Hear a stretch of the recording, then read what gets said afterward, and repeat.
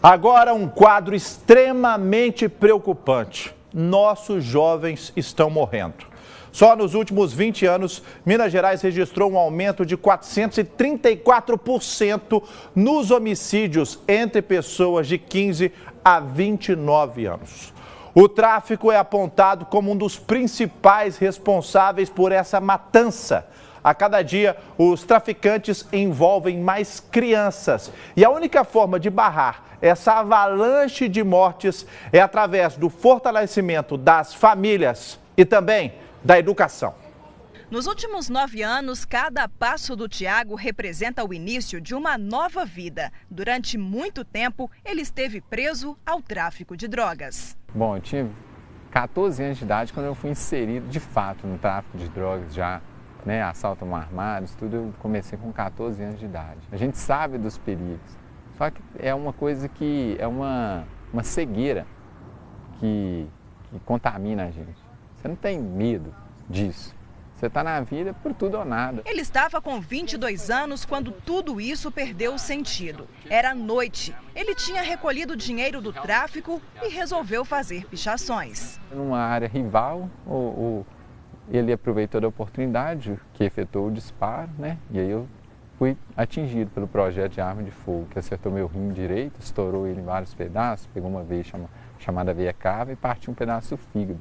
Foram 40 dias internado, 40 dias em que a morte parecia ser a única opção. Tiago só ficou vivo porque a mãe insistiu e não permitiu que os aparelhos fossem desligados. Por 2, 3 vezes eles chamaram minha família para despedir. Foi por muito pouco que o Tiago não entrou para uma estatística preocupante no nosso estado. Nos últimos 20 anos, Minas Gerais registrou um aumento de 434% nos homicídios entre jovens de 15 a 29 anos. Os dados são do IPEA, Instituto de Pesquisa Econômica Aplicada. O levantamento mostrou que em 1996 foram registradas 579 mortes. Em 2016, esse número saltou para 2.513. De acordo com o Instituto, o número de mortes é muito maior entre os homens. Foram 501 em 96 e 2.365 em 2016. Entre as mulheres, o número subiu de 77 para 148. Para este pesquisador, o aumento coincide com a popularização do crack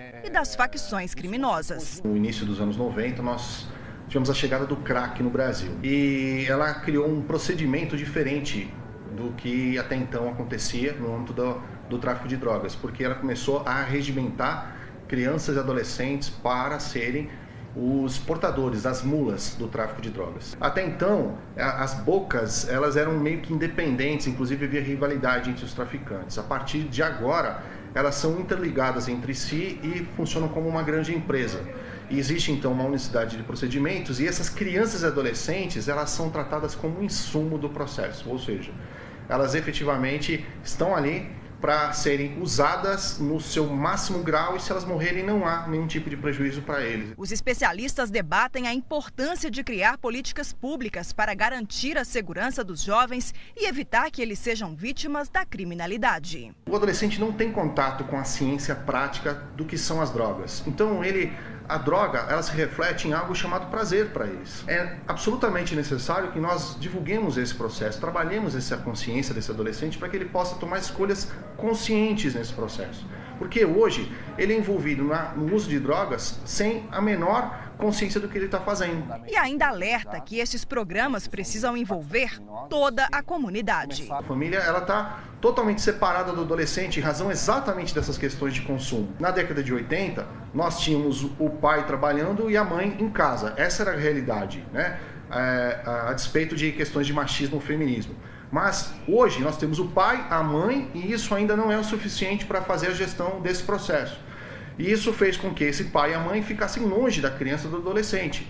E houve distanciamento da família. Nós precisamos tentar trabalhar o envolvimento, pelo menos nesse campo educacional, para que o pai e a mãe possam ser grandes educadores do filho nesse sentido e não deixar para a escola fazer esse processo. O Tiago, que carrega as marcas das consequências dessa vida na pele, hoje participa dessa corrente. Ele ainda estava no hospital quando decidiu abandonar o tráfico de drogas e dar palestras, mostrando para os adolescentes que uma outra realidade no caminho do bem é possível. O tempo todo que eu tive no crime, eu tive de tudo: carro, moto, dinheiro, arma de fogo, popularidade, sexualidade sagrada, de uma forma abundante.